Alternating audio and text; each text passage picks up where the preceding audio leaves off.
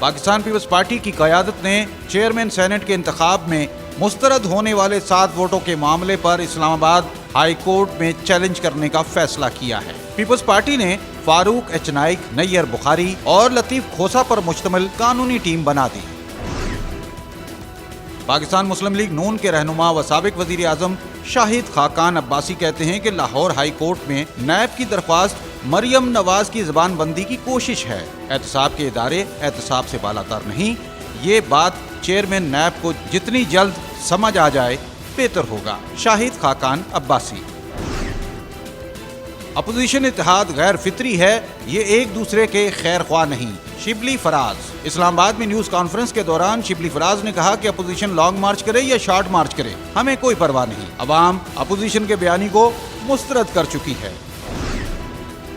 وزیر اعظم پاکستان عمران خان نے ملک بھر میں سول ڈرون اتھارٹی کے قیام کی منظوری دے دی۔ اتھارٹی کا مقصد جدید ٹیکنالوجی کا فروغ، نئے لائسنسوں کا اجرا اور پیداوار میں اضافہ شامل ہے۔ افغانستان میں کار بم دھماکہ، 8 افراد جاں بحق، 60 سے زائد شدید زخمی۔ واقعہ افغان صوبے ہرات میں پیش آیا۔ دھماکے میں زخمی ہونے والوں میں زیادہ تر تعداد چھوٹے بچوں کی ہے، تاحال کسی بھی گروپ نے ذمہ داری قبول نہیں کی۔